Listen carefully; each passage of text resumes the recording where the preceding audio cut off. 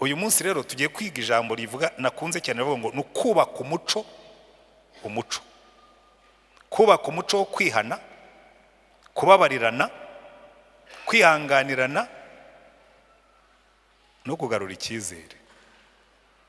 Amagambo menshi nabwe nti amatitire batoranije muri no minsi ni igitabo, harimo chapitre nibura nk'eshanu. Iyi rwose ushobora kwandikaho igitabo. Number 1 kubaka umuco. Ubundi buriya ikintu cyitwa umuco ahantu hose, umuco ni urema ibintu bita atmosphere. Iyo ugeze ahantu ushobora kwasanga umuntu akavuga ati aha hantu haba umuco mubi.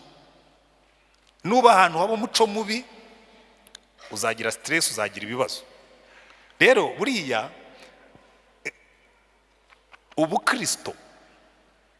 ubukristo nabwo ni type y'umuco, kubera ko ubundi barakubwira ngo umuco ni uruhererekane. Mubanze mubikurikire neza. Umuco ni uruhererekane rw'imitekerereze, imyumvire, imikorere n'imibanire ihuriyeho n'abantu runaka. Uruhererekane rw'imitekerereze, imyumvire, imikorere, imibanire ihuriyeho n'abantu runaka, itegeka uburyo batekereza, uburyo bakora n'uburyo babana. Kuko umuco iyo wabaye umuco urahindukira ukagutegeka. Amen. None hano turashaka kurema umuco wo kwihana. Ikintu cyiza rero cy'ibi byose bateranirijemo hano, uyu muco wo kwihana, uyu muco wo kubabarirana, uyu muco wo kwihanganirana, uyu muco wo kwizerana ni bimwe mu bintu biranga ubwami bw'Imana. So ndagira ngo uyu munsi dutangire ku kintu cyitwa kingdom mindset, imitekerereze yo mu bwami bw'Imana. Kuko buriya Edeni uko yari ikoze ni Imana yari yarayiremye, iyiha amabwiriza, iyiha icyerekezo, inisigarizaho ikintu kizibutsa umuntu ko Edeni itariye.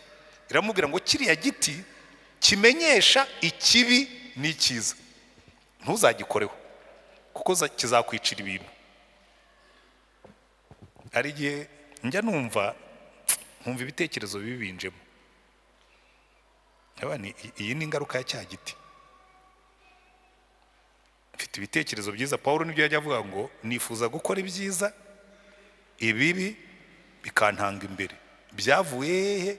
Kumenya ikibi n'icyiza. Wa munsi Adamu yariye rwa rubuto twamenye ikibi n'icyiza. Bivuga ngo mu rugo hashobora kuba atmosferi nziza cyangwa hakaba atmosferi mbi, kuko twamenye ikibi n'icyiza. Umugabo ashobora kwishimira umugore we kuko ashobora kwishimira umugore utari uwe. Ikibi n'icyiza. Umuntu ashobora kuvuga neza nkuko ashobora kuvuga nabi. Ikibi n'icyiza. None bakatubwira ngo noneho nitureme umuco wo kwihana. Reka mpera ahangaha muri kingdom principles, mu mahame y'ubwami bw'Imana.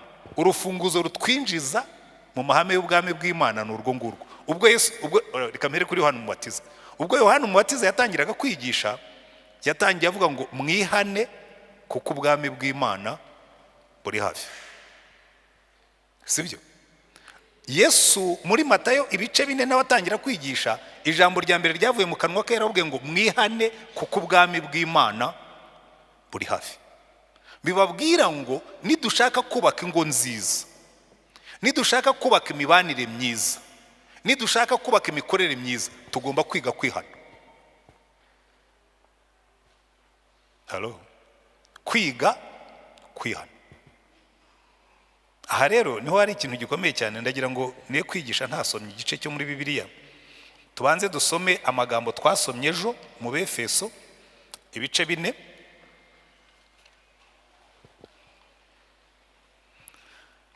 Turasoma aheruka icyo gice kuko niyo twarangirijeho ejo. Aravuga ngo kandi umurongo wa 30, kugeza kwa 32. kandi ntimuteze agahinda umwuka wera w'Imana wabashyiriho kuba ikimenyetso kugeza ku munsi wo gucungurwa. Gusharira kose n'uburakari n'umujinya n'intonganya no gutukana hamwe n'igomwa ryose bibavemo. Mugirirane neza, mugirirane imbabazi, mubabarirane ibyaha nk'uko Imana yababariye muri Kristo. Nuko mwigana Imana nk'abana bakundwa, kandi mugendere mu rukundo nk'uko Kristo yadukunze akatwitangira ku bituro n'igitambo cy'Imana n'umubabwe uhumura neza. Aya niyo magambo tugiye kwigaho uyu munsi. Turaza kuyuzurisha andi, ariko nagira ngo muhanze mwumva aya magambo. Buriya hari amagambo tutajya twitaho mu isezerano rya kera no mu isezerano rishya. Hano baratubwira ngo twebwe twigana Imana nk'abana bakundwa, sibyo? Ngo niturangiza tugendere mu rukundo nk'uko Kristo yadukunze akatwitangira ku bituro n'igitambo cy'Imana n'umubabwe uhumura neza. Iyi ni atmosfere, ikirere cy'urugo rumeze neza, urugo rufite impumuro y'ijuru. Ndagira ngo uyu mugoroba mubitekerezeho, kuko iteka ryose nimureba mu isezerano rya kera, buriya hari ikintu kimwe wenda abantu batajya bitaho. Iteka ryose y'Imana yinjiraga ahantu hazaga umwotsi. Bataha ihema ry'ibonaniro, umwotsi wuzuye ihema. Igihe Yesaya yabonaga Imana mu gice cya 6, ngo icyubahiro cy'Uwiteka cyuzuye urusengero, haza umwotsi. Igihe Mose, nako igihe Salomo yarangizaga kubaka urusengero, nabwo umwotsi waraje. Ariko uriya mwotsi Imana yari yaranawutegetse, ibwira Mose, iramubwira ngo rero Mose, umbwirire abantu b'abahanga bankorere ikivange cy'umubavu uhumura neza. Ngo iteka ryose Aroni, reka wenda amasomero amwe muri ayo magambo mu gice cyo kuva cya 30, kugira ngo muze kumva neza aho bihurira. Ubu ntabwo birageraho mu byumva. Kuva igice cya 30, kuko hari igihe turema atmosfere zitari zo ntitumenye ko Imana itazishimira. Reka nsome umurongo wa 7 kugeza ku wa 9. Aravuga ngo Aroni ajya cyoserezaho imibavu y'ikivange uko bukeye mu gitondo, uko agiye gutunganya ya matabaza ajya yosa, kandi nimugoroba uko Aroni agiye gukongeza ayo matabaza ajya yosa imibavu itavaho iri imbere y'Uwiteka mu bihe byanyu byose. Ntimukacyoserezeho imibavu iciye ukundi, ntimukagitambireho igitambo cyoswa kitagabanijwe cyangwa ituro ry'ifu, ntimukagisukeho ituro ry'ibyo kunywa. Imana iramubwira ngo Aroni, ndashaka ko iteka ryose nuza imbere yanjye ujye ubanza ugatumura umubavu uhumurira Uwiteka neza. Buriya sinzi muri mwebwe niba hari abantu bajya bakunda kujya mu maduka y'Abahinde. Kera nigeze kuba umufotozi, ntimuzandebe, kandi ngiye sinafotoraga, nararemaga. No gukubitaga ipica, ifoto yazaga imeze nk'ukusa. Nkagira ahantu nahanaguzaga amafoto hariya muri Photolab, yari ntuza y'Abahinde. Iteka ninjiraga mu gitondo nkasanga babanje gutwika ububani buhumura neza. Noneho nza kubaza umukobwa wakoraga muri ndamubwira, ariko aka gahumuro kaba hano? Arambwira ati rero patro afite Imana ye iba hariya mu nguni. Ati mbere yuko akingura ngo abakiriya binjire, abanza kuyijya imbere akayitwikira ububani, atari ko n'abakiriya binjiyemo hano bumva hahumura neza. Atumenye aricyo kibakurura mwese. Ariko none si Imana zubwo zaramuhahiraga, uwo yanabimbwiraga yari n'umurokore. Ariko nta n'ahandi twari guhanaguza kuko niho hari honyine, ubu hariyongereye. Ariko icyo nashaka kubabwira si icyo ngicyo. Hari atmosfere urema ahantu, buriya yari symbole y'ahantu Imana iri hagomba guhumura mu buryo butandukanye n'ahandi. ibintu byose bisharira, ibintu byose binuka ntabwo bigomba kuba ahantu hari Imana. Niyo mpamvu muri ariya magambo twasomye batubwiye ngo mu ngo zanyu, mu mibanire yanyu, haleluya, mujye mugirirana neza. Reka mpere imbere yaho gatoya ngo gusharira kose n'uburakari bwose n'umujinya wose n'igomwa ryose n'intonganya no gutukana bibavemo. Iminuko yose ntikagaragara iwanyu mu rugo, ahubwo mubisimbure, mukre atmosphere yindi, ibyo mubisimbuze kugirirana neza, kugirirana imbabazi, kubabarirana ibyaha. Hanyuma umurongo wa 2 mu gice cya 5 akavuga ngo mugendere mu rukundo nk'uko Kristo yadukunze akatwitangira kuba ituro n'igitambo gihumura neza. Haleluya.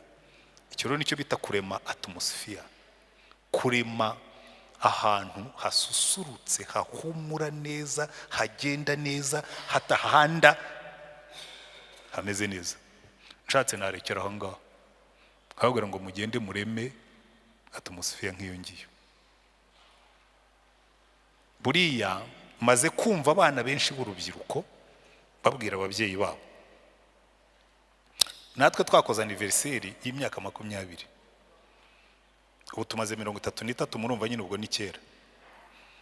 Abana baduhaye igikombe, jewe hari amagambo ajya ngumamo nkayibuka, niyo abandi bayibagirwa harayo ntajya nibagirwa.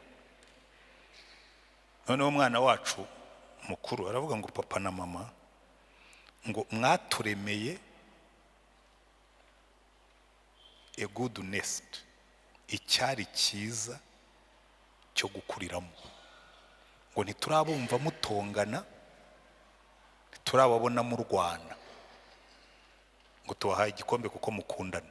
Kuko burya urukundo rw'umugabo yongera no kubanza ngo gift ya mbere ushobora guha abana ni ugukundana. Gift ya mbere umugabo ashobora guha abana be ni ugukunda nyina ubabyara. Urugo rwiza umwana wese ashobora kwifuza kubamo niyo rwaba rurimo ubukene, ni urugo rukundana, rurimo atmosphere yo gukundana. Ibi rero biroroshye kubivuga, nahereye inyuma kugira ngo ngaruke imbere, kuko abantu benshi ntabwo banga gukundana pe. Nta n'umugabo n'umwe wicayemo hano utifuza gukundwa no gukunda, nta n'umugore n'umwe wicayemo hano utifuza gukunda no gukundwa, ariko ibyangizi by'urukundo ntabwo benshi biteguye kubikuraho. Niyo mpamvu rero hariya iyo bavuze ngo tureme umuco wo kwihana, amen, tureme umuco wo kwihana. Hari ubwo abantu bakubwira ngo ariko giye ngo ndi umuntu w'Imana, ngo ndasenga. Erega ntabwo amasengesho ariyo yica urugo, sibyo? Amasengesho ntabwo yica urugo, Bibiliya ntabwo yica urugo. Ikica urugo ni imico yacu.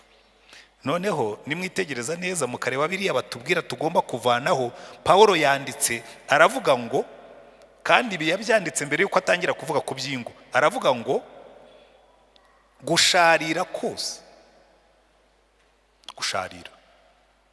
gusharira kose n'umujinya n'uburakari n'intonganya no gutukana hamwe n'imigomwa bibavemo. Aya magambo ndagira ngo tuyumve neza, kuko mu bintu bisenya ingo aya magambo nusubira inyuma ukareba mu Bagalatiya impamvu batubwira ngo twihane, hari ibintu Imana yatondetse ikakubwira ngo ibi bintu nibigaragara mu buzima bwawe guaranteed uzagira ubuzima bubi. Kandi abantu bamwe barabikunda, abantu bamwe bakunda kwifunga bakagomanwa. Icyo bita igomwa ni ukuba mfite ibintu ariko nkaba ntashaka kubisangira n'abandi. Biranatangaje ko no mu rugo bihaba.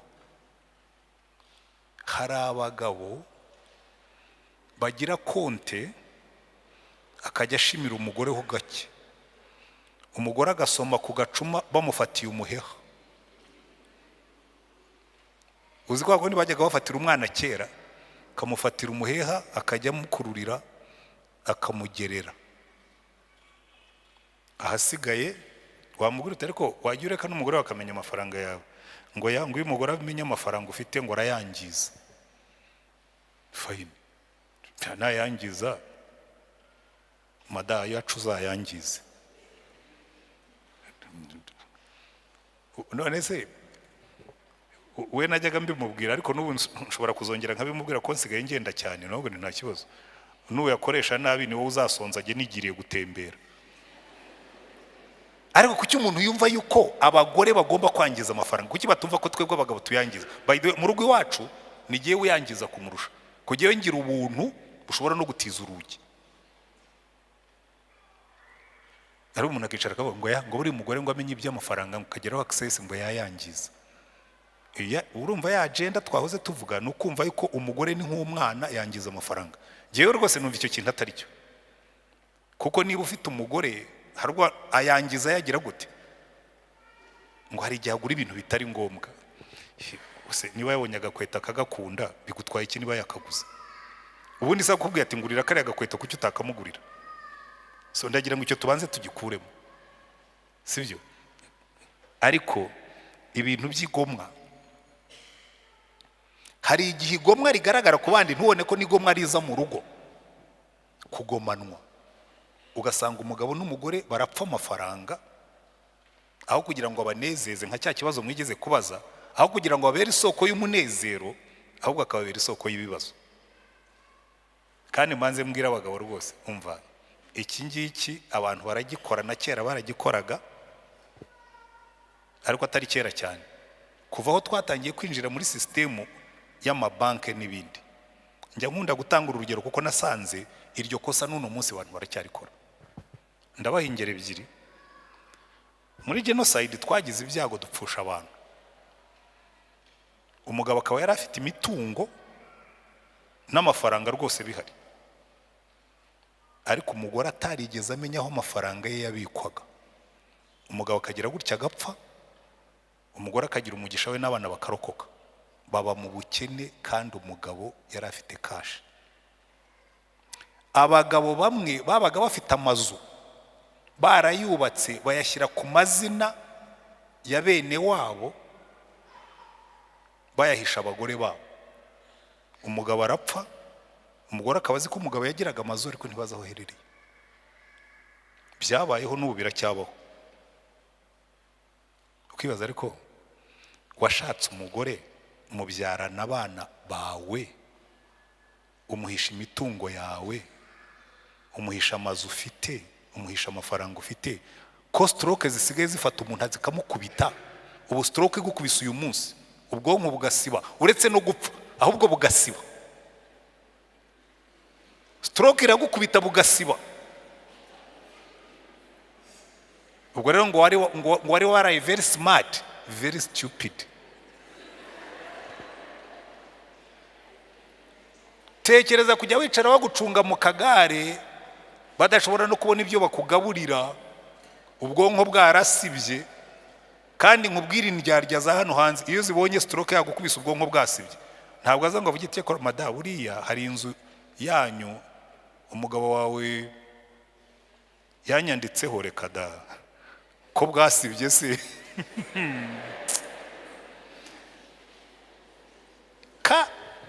An example iri very recent, umugabo afashe imodoka, niba yarayiriye, niba yarayihaye umuntu, niba yaragize gute, umugore akamubwira ati ariko imodoka yagiye, ngo ariko nanga kuko ushaka kunkontorora. Muri iyo minsi he died. Kwishana modoka.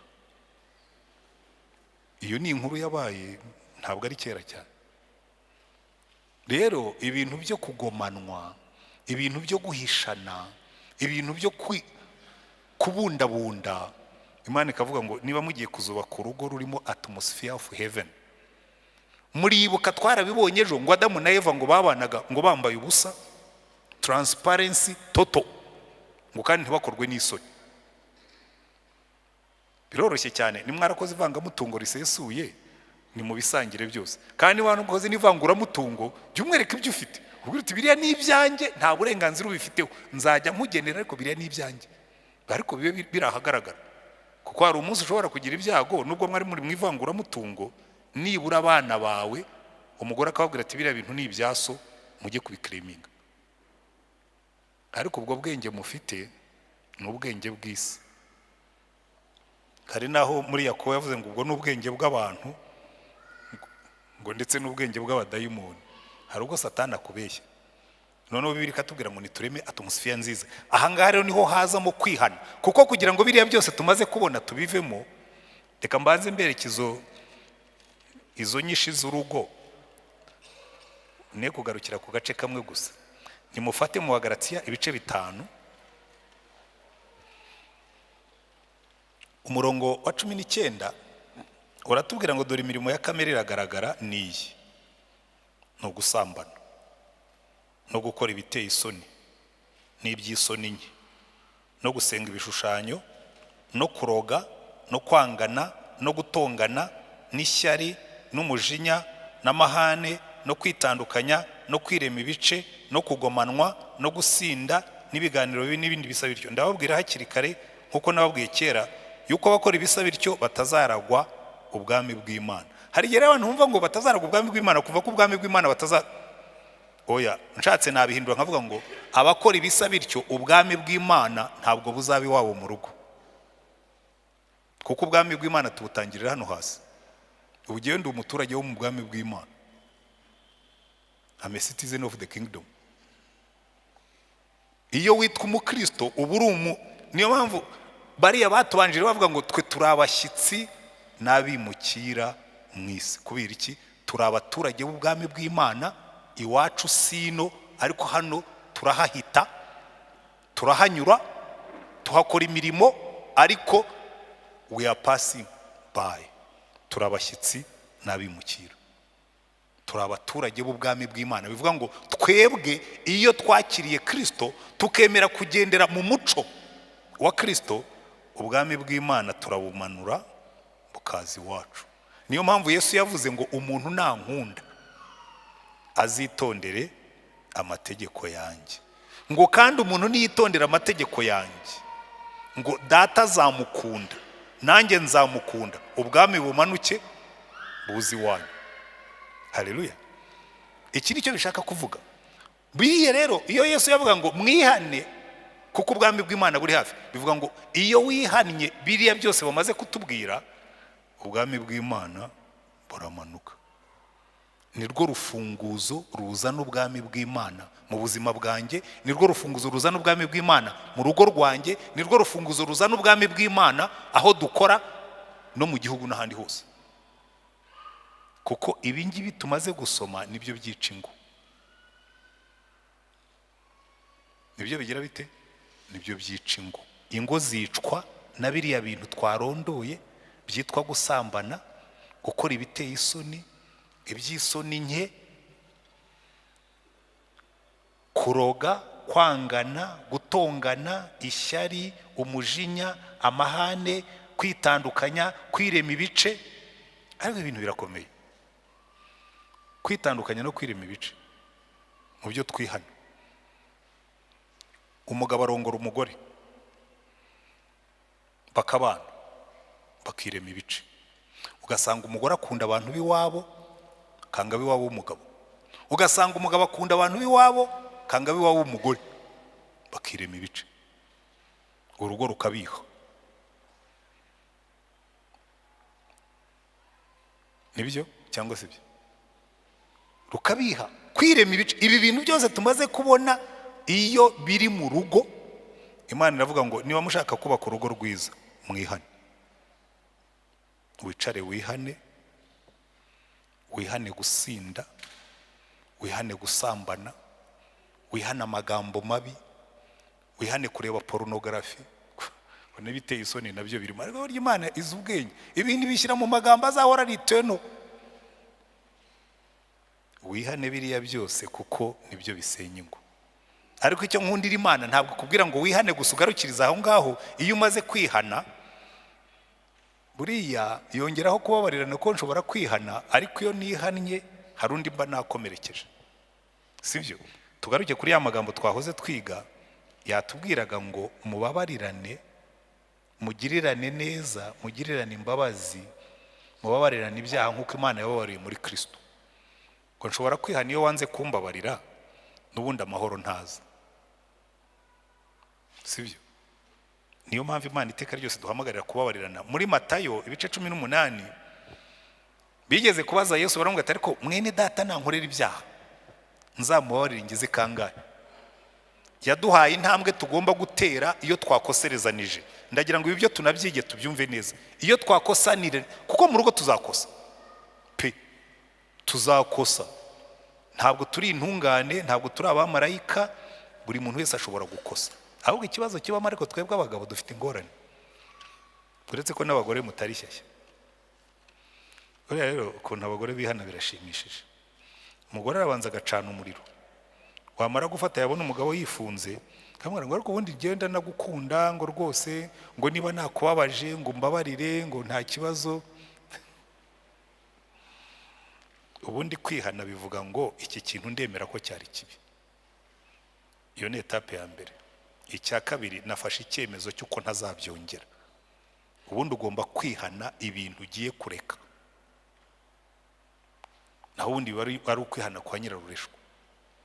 Urihana, kuko kwihana muri Bibiliya biravuga ngo narebaga hariya nkitwara nk'abareba hariya, nkavuga nk'abareba hariya, ariko nakoze roturunoma, metanoia, repentance, ndebye hariya, ibyo nakoraga nabivuyemo, sinzabyongera. Uko niko kwihana. Kwihana no guhindukira. So niba utagiye guhindukira, ubwo ni ukwicuza, ntabwo ari ukwihana. Uburyo kwicuza bitandukanye no kwihana. Umujuri yafatiwe mu cyuho aricuza, ati nimumbabarire mwe kunkubita sinzongera.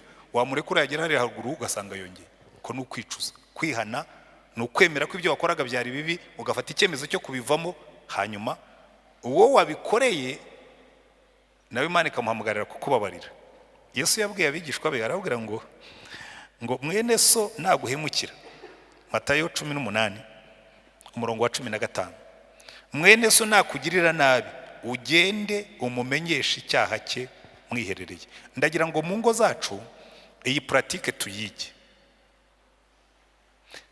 Umugabo wawe, reka nkuremo mwene so, umugabo wawe cyangwa umugore wawe nagukorera ikosa, ugende umumenyeshe icyaha cye mwiherereye. Wibibika, wibizigama, wibicunda mu mutima, umumenyeshe icyaha cye mwiherereye. Hanyuma nakumvira, uzaba ubonye mwene so. Iyi ni communication yubaka. Umugabo nakubabaza, ujye umubwira. Umugore nakubabaza, umubwire. We kwifunga, kuko icyaha cya umujinya, akababaro, intimba yaraye hagati y'umugabo n'umugore, bucyabyaye cya kindi batubwiye tugomba kwihana, cyitwa umuzi wo gusharira. Gusharira kose ntibigomba kuba hagati muri twe. Kubera iki? Mu Baheburayo hari abantu babivuga neza, aravuga ngo mwirinde hatagira ugwa akava mu buntu bw'Imana, ngo hatagira umuzi usharira umera. Kubera iki? Ukabahagarika umutima, benshi bagahumana. Kuko iyo umuntu yararanye agahinda, bucya kikubye kabiri. Niyo mpamvu Bibiliya hano Yesu yatubwiye ngo niba mwene so yakubabaje, yakugiriye nabi, bimubwire. None bene data murimo hano, twiteguye kuva mu kamenyero. Rega burya benshi tugendera mu muco. Abenshi ibintu twibwira ngo n'ubu Kristo ni umuco. Umuntu aragukubabaza ukabibika. Kubera iki? Bakubwiye yuko ariko zubakwa, ariko siko zubakwa. Kuko agahinda karaye mu mutima, bucya kahindutse umuzi wo gusharira, karamera, kakazana amashami. Iyo bimaze kuba kenshi, bikaba kenshi, nibwo ugira gutya wajya nko muri counseling, umuntu kumva akubwiye ngo n'umunsi twimariye yabigize gutya, ngo n'icyumweru cyakurikiye wari yakoze ibi ngibi, ngo ibyo bintu byose wari ubifite. cyane cyane abadamu bo rwose buriya bagira ahantu babika, bagira agasenda baboye, agatorero bagira agatorero, amabuye yose bakayarundamo, yazagira gutyo ukumva ibintu byose kuva arongorwa kandi ubwo amaze nk'imyaka nka 20 kumva byose yarakibifite yarabishyize mu gatorero. Kubera iki? Ntabwo bumviye principe y'Imana yo kuvuga ngo mwene so nakubabaza ujye umubwira. So niyo mushaka kubaka ingo nziza mwese mwicayemo hano nanjye ndimo, kandi ntimugire ngo ndababwira. Hari igihe abantu bakubwira ngo rega ngo pastor ngo ntukavuge ko nawe ufite ibibazo. Ngewe se ndi intungane? Iyo mbabwira nanjye ndibwira. Ntabwo tugomba gutunga agatorero ngo ujye urundamo ibintu byose, urundemo ibyakubabaje, urundemo oya. Yesu yatubwiye ngo mwene so nakubabaza umumenyesha icyaha cye mwiherereye, nakumvira akihana uzabonye mwene so. Ariko natakumvira ntuzaterera iyo, natakumvira umuteza undi cyangwa babiri, ubwo ushake pare na marene. Ariko preferably ariko se n'abapastori abakristo bamwe bamwe ngo reka n'abapastori ntimukizerwa, ngo umuntu akubwira ibintu ngo bwacyo kumva ngo abantu ngo barimo baramuvuga ngo kandi ari we yabibwiye wenyine. Icyakora agiye mbasaba imbabazi, uzambwira ikintu akumva namuvuza izina, azamenye ko natatiye umurimo wa gipastori. Ariko nintanga ingero ntuzagire ngo niwe mvuze, kuko ibyaha yewe bikorwa n'abantu. Buriya ari ikibazo tugira nk'abapastori, turamutse turetse gutanga ingero z'ibyaha nta n'ingero twazongera kubona. Nta cyaha na kimwe uba udafite umuntu wakikubwiye.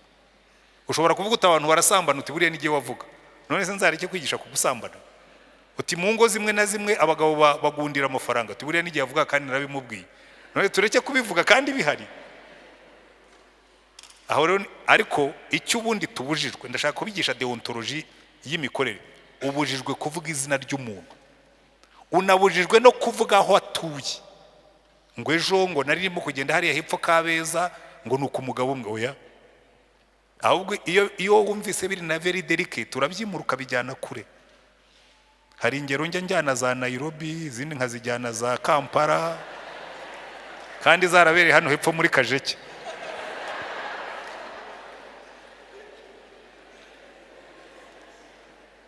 So rero Yesu aratubwiye ngo umuntu nakora icyaha umubwire, niyanga umuteza abagabo babiri ariko abantu babiringirwa, hanyuma nabananira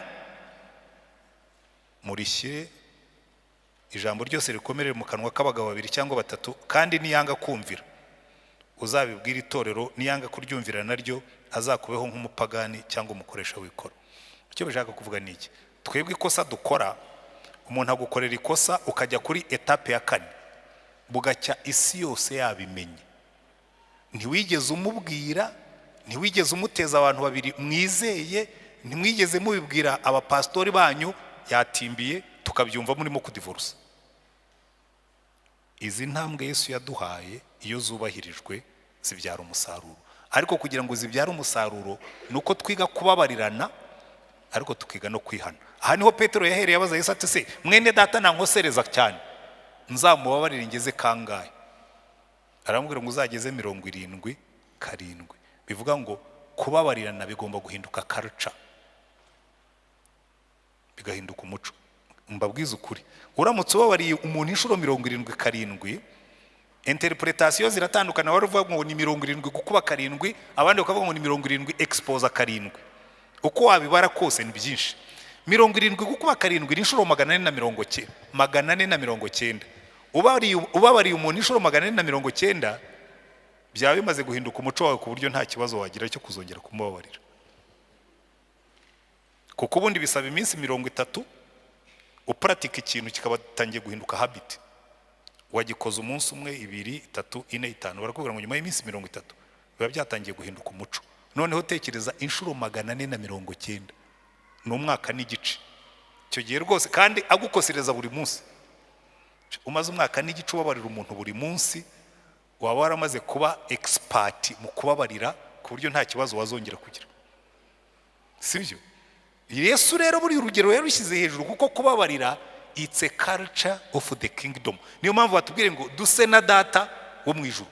Buri munsi Imana iratubabarira, akavuga ngo none ujye ubabarira abandi nk'uko so wo mu ijuru akubabarira. Amen.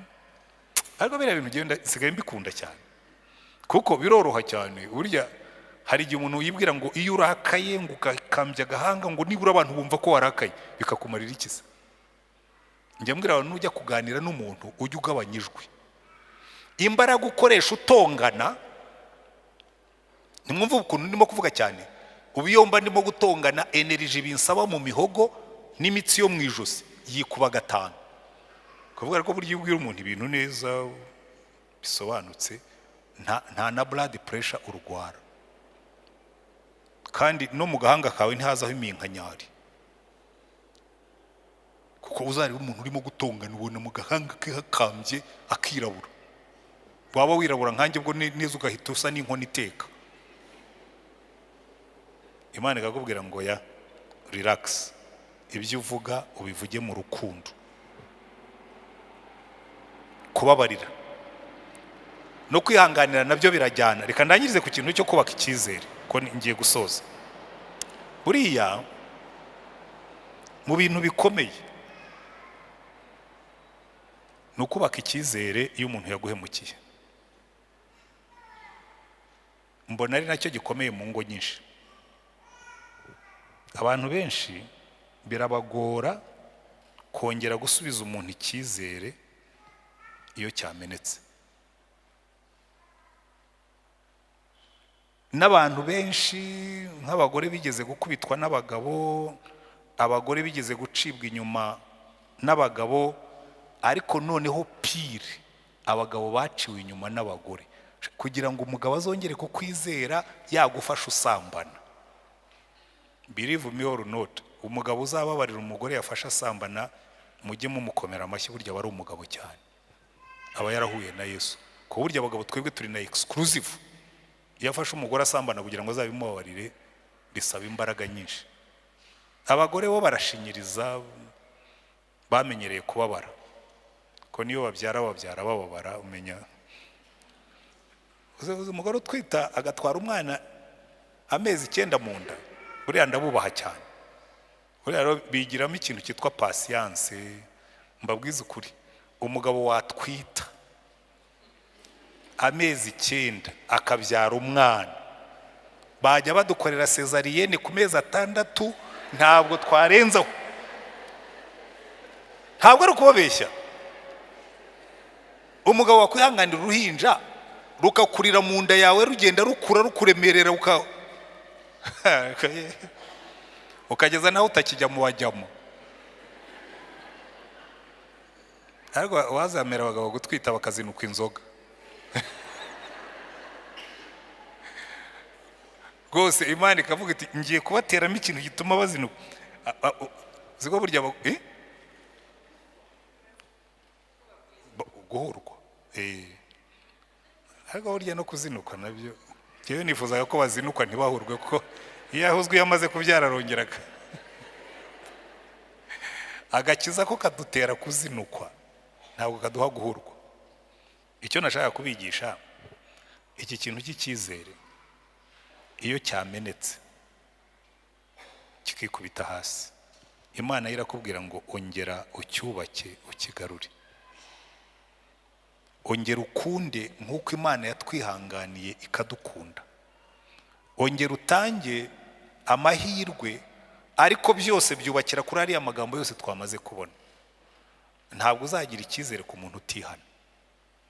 Umuntu wakoze icyaha bwa mbere arakubabarira, ubwo icyizere cyawe cyahongotse, urongera usubiramo, ubwo noneho cyamanyutse, urongera usubiramo, ubwo noneho cyajanjaguritse. Ariko umugisha dufite, Imana yacu ni specialiste wo kuzura n'ibyapfuye, kuko umwami Yesu atwereka yuko bishoboka. Ariko muri Yesu bishoboka bite rero? Niho ngiye kurangiriza. Hariya buriya nimwitegereza muri Bibiliya, ibintu byacu byose bikorerwa ahantu hamwe. Kwihana, Yesu yabwiye abigishwa, barabwira ngo uyu mwuka wera naza. Hariya muri cya gice twasomye nicyo natangiriyeho, mu gisubiremo mu Efeso ibice 4, umurongo wa 30 aravuga ngo kandi ntimuteze agahinda umwuka wera w'Imana wabashyiriyeho kuba ikimenyetso.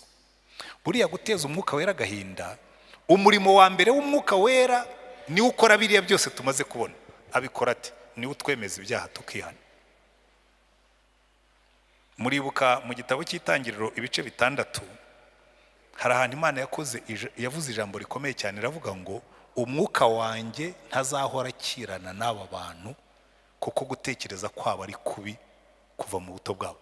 Bivuga ngo umwuka wera niwe ukirana natwe akanyemeza ibyaha. Nkunda ubuhamya umubishop witwaga Festo yigeze kuduha, Festo Kivengere yigeze kuduha ubuhamya mu giterane. Yaragiye aratubwira ngo rimwe yaragiye kubwiriza atongana n'umugore we, hanyuma amusiga mu rugo, arivumbura yatse imodoka amusiga mu rugo.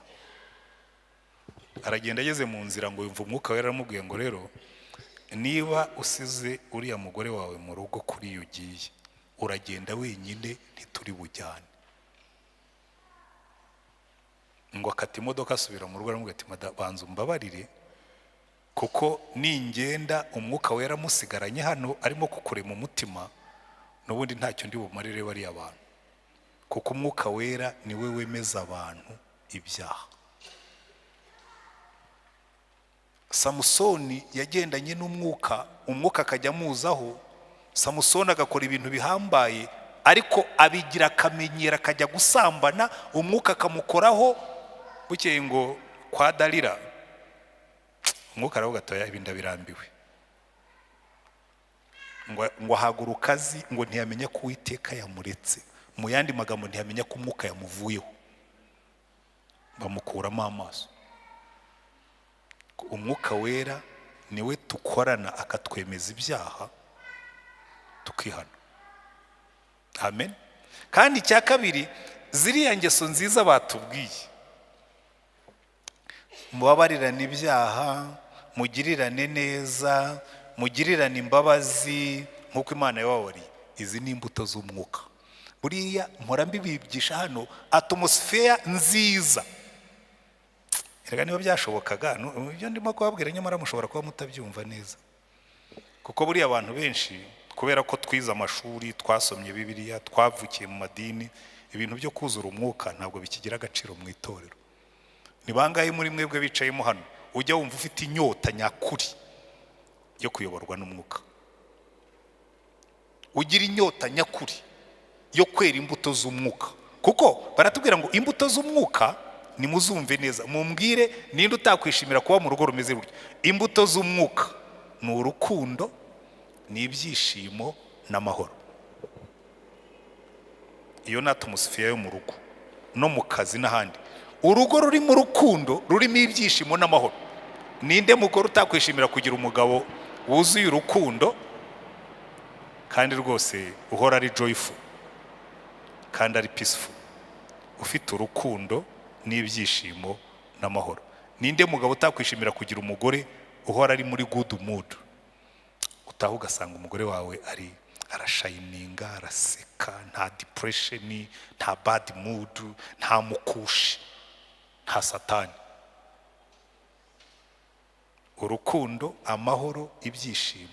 Noneho mu mibanire n'abandi aravuga ngo mu mibanire n'abandi ni ukwihangana no kugira neza n'ingeso nziza no gukiranuka no kugwa neza no kwirinda.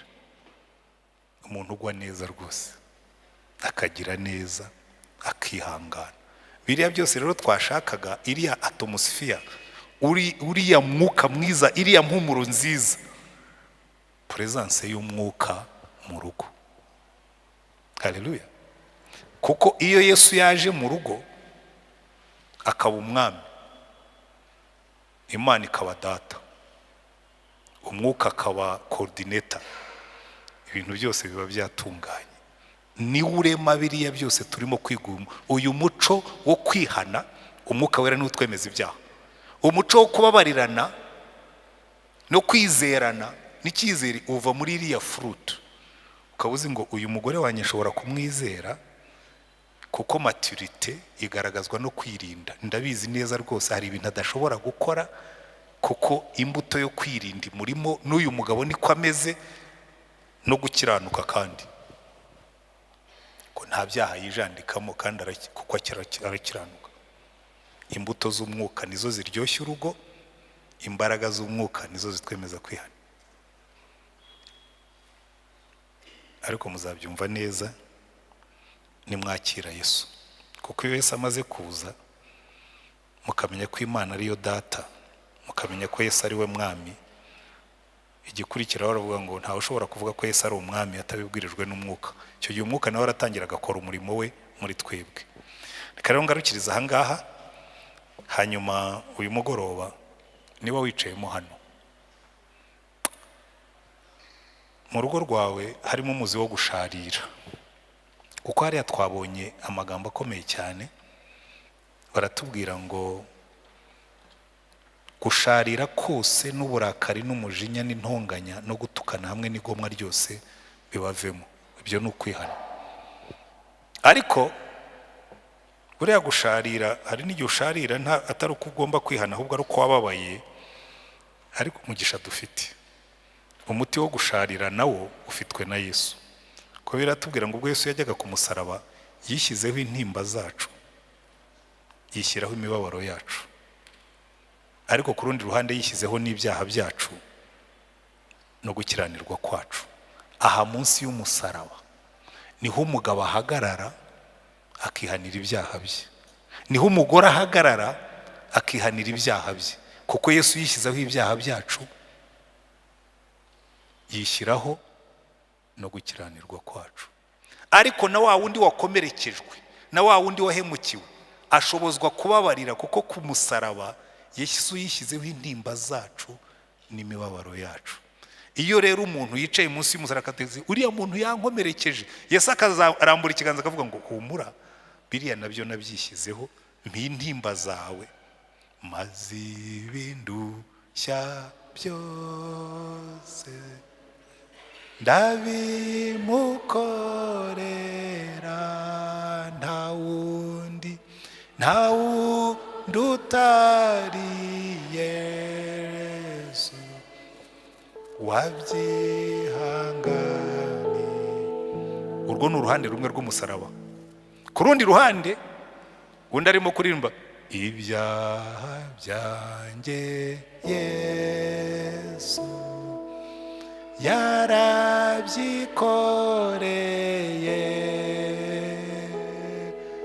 watigeze gukora icyaha nake, imwe ndamwegera njyahwari, ndushye ntenebutse, ndagenda mpawe intege, sindishiri. Buriya umuntu wahimbye iyi ndirimbo, ibi twigaga uyu munsi yari yabyumvise neza, kuko ku ruhande rumwe ibyaha byacu Yesu yabyishyizeho, ku rundi ruhande intimba zacu azishyiraho. Arangira avuga ngo nimuze mu nyegere, I will get you closer to each other. Nzabegeranya mbanze nkube uwababaye mukize mwomore, nindangiza nkube uwamukomerekeje yihane, nibarangiza bahoberane munsi y'umusaraba wa Yesu. Ndagira ngo rero buri muntu wese uri hano, uwakomerekejwe n'umugabo, uwakomerekejwe n'umugore, uyu munsi wegere Yesu umubwire ngo Yesu narakomeretse, ariko rambura cya kiganza washyize ku musaraba womora umutima wanjye. Kandi nuzi neza yuko nawe afite uwo yakomerekeje babana, hambukira ku birenge bya Yesu, we kwihambira mu byaha byawe, kuko icyica ingo nyinshi murifunga ukifungira mu bugabo bwawe ngo ndamutse mubwiye ko amusori ngo yajya nsuzugura. Nagusuzugura uzamubwire yihane ko yagusuzuguye. ariko wowe wihana ibyaha byawe. Wenda hari uwumvise umwuka w'Imana arimo kumukoraho kuri uyu mugoroba. Sindi bukubwire ngo uhaguruke hano, ngo uze hano imbere tugusengere, ngo umanike ikiganza, ariko nimutaha mukosora ibitari bimeze neza, mugarura atmosphere, mugarura impumuro nziza y'umwuka mu rugo iwanyu. Haza urukundo, haza amahoro, haza ibyishimo, hagaruke kubabarirana, hagaruke kwihanganirana, hagaruke ingeso nziza no kugira neza no kugwa neza no kwirinda no gukiranuka, kuko iyi atmosphere niyo ihumurira neza Imana. Umubabwe mwiza uhumura neza. Dusenge Imana. Ariko igihe dusenga, niba wumvise umwuka w'Imana avugana nawe, uyu ni wo mwanya wo kwihana, cyangwa se ni wo mwanya wo gusanga Yesu, hanyuma ukamubwira uti Mwami Yesu, jyewe narakomeretse ariko ndaje uruhura umutima wanjye, ndaje unyomore. Amen. Reka dufatanye agace k'iriya ndirimbo twari turimo kuririmba, hanyuma niturangiza dusenge mbeshoje.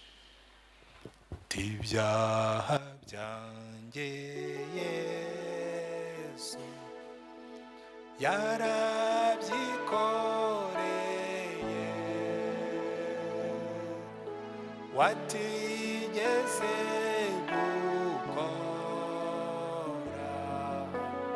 icyaha nanjye, imwe ndamwegera ndasenga, ndumunyabyaha nizera ijambo ryati urababa. Reka dusengere muri iyi ndirimbo. Turagushimye Mwami wacu Yesu Kristo. Reka uyu mugoroba umuntu wese waba ari hagati muri twebwe, yaba ari hano muri iri teraniro cyangwa ari kure, wumvise umwuka wawe wera amwemeza yuko bimwe mu byaha bye arimo gukora ari byo birimo kumusenyera urugo. Ibyaha by'ubusambanyi, ibyaha by'umujinya, ibyaha by'igomwa, ibyaha byo kwikanyiza, ibyaha byo kwikunda, ibyaha byo kwirema ibice, ibyaha n'ibindi byose tudashobora kurondora. Uwo wemeje wese ibyaha bye, uyu mugoroba Mwami umugirire neza. Urambure cya kiganza umwemeze yuko ababariwe, ariko urambure n'ikiganza imbaraga z'umwuka wera zimwemeze yuko akwiye kwihana ibyaha bye. Wumve gusenga dusengera abantu bose, ubejesha amaraso yawe Mwami Yesu. Iki cyumweru kizaba icyumweru cy'impinduka, iki cyumweru kizaba icyumweru cyo kwihana, iki cyumweru kizaba icyumweru cyo guhinduka. Kandi umuntu wese wateranye muri iri teraniro ye gusubira iwe yifungiye mu byaha. Niba yari yarabyifungiyemo, uyu munsi uba umunsi wo gufunguka, umunsi wo guhambuka, uyu munsi wo kwatura, umunsi wo guhindura amatwara, umunsi wo guhindura imyitwarire, kugira ngo urugo rwe rushobore kuba rwiza. Wumve gusenga dusengera ahangaha, kandi ugirire neza ubwoko bwawe. Maze ibindushya byose ndabimukorera, nta wundi utari Yesu wabyihanganye. Ndamwegera njyakwaye, dushye nenebutse, ndagenda mawintege, sindishiriwe pen'ukwamaganya yanjye yakurwaho nawe, nduhukira muriwe, amahoro oye Imanueli,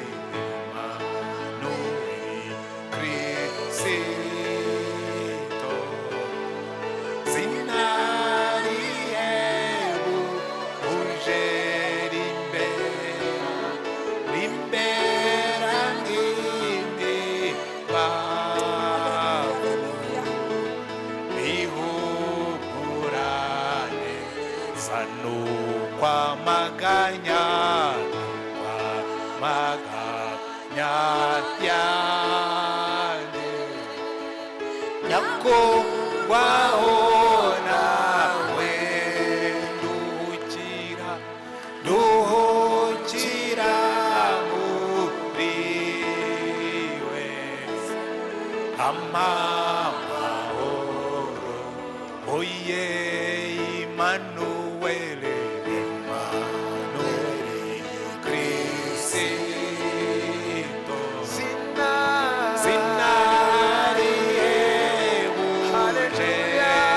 sinarihebuje, rimbera nk'imibavu, ihumura. Mwami Yesu, turasengera abantu bose binjiye muri runo rusengero baremerewe ku mutima. Hari abagabo baremerewe kubera imyitwarire y'abagore babo, hari n'abagore baremerewe kubera imyitwarire y'abagabo babo, hari n'abaremerewe kubera imyitwarire y'imiryango yabo. Uyu mugoroba turasenze Mwami ngo ureke impumuro yawe nziza yinjire muri iyi miryango. Ahari umuzi wo gusharira, ahari amaganya, ahari ukuremererwa, ahari ukurambirwa, ahari ukuvunika, ahari intimba, ahari imibabaro, uyu mugoroba Mwami Yesu urambura ikiganza cyawe ukore ku mitima y'abo bantu bose, ubaruhure Mwami Yesu. Ni wowe wavuze, urabyivugira ngo abarushye n'abaremerewe muze musange ndabaruhura. Ndasengera umuntu wese waje hano uyu mugoroba arushye mu rugo, arambiwe mu rugo, ananiwe mu rugo, bararushye Mana, ariko uyu mugoroba ukora umurimo wawe Mwami Yesu. Uruhura abantu bose, uruhura abagabo baba barimo hano, uruhura abagore baba barimo hano, uruhure n'imiryango we hirya no hino. Imbaraga zawe zimanukire gukora umurimo Mwami Yesu. Impumuro nziza ya presence yawe igaragare mu ngo zacu. Buri muntu wese agenda anezerewe, buri muntu wese agenda aruhutse, buri muntu wese agenda agarutsemo ibyiringiro, buri muntu wese agenda agarutsemo icyizere. Imbaraga zawe zikora uwo murimo kugira ngo ubwoko bwawe bunezerwe. Wumve gusenga dusenga muri uyu mugoroba, kandi ukora umurimo Mwami Yesu kugira ngo ingo zacu zimere neza. Uhembura umurimo wawe mu ngo zacu Mwami. Umugaragu wawe Habakuki yarasenze aravuga ngo Mwami, ngo muri ino minsi hembura umurimo wawe, ingo nyinshi zirananiwe Mwami Yesu. None turasenze ngo hembura umurimo wawe, uhembura umurimo wawe mu ngo zacu, uhembura umurimo wawe mu bagabo, uhembura umurimo wawe mu bagore. Ntawe ubaka urugo ashaka kubabara, ntawe ubaka urugo ashaka kuvunika, ntawe ubashaka gukora agahinda. Turasenze Mana ngo uruhura abantu bose, wigaragaze nk'Imana wikorera umurimo wawe. Imbaraga zawe zimanukiye hagati muri twebwe, kandi iki cyumweru Mwami Yesu kizaboneke mu buhamya bw'ibitangaza, kizaboneke mu buhamya bw'impinduka bw'ibyo uzaba warakoreye buri muntu. Wumve gusenga dusenge aha ngaha, ukomeze wikorera umurimo wawe, ukomeze utunezeze, ukomeze utugirire neza, mu izina rya Mwami wacu Yesu Kristo. Amen.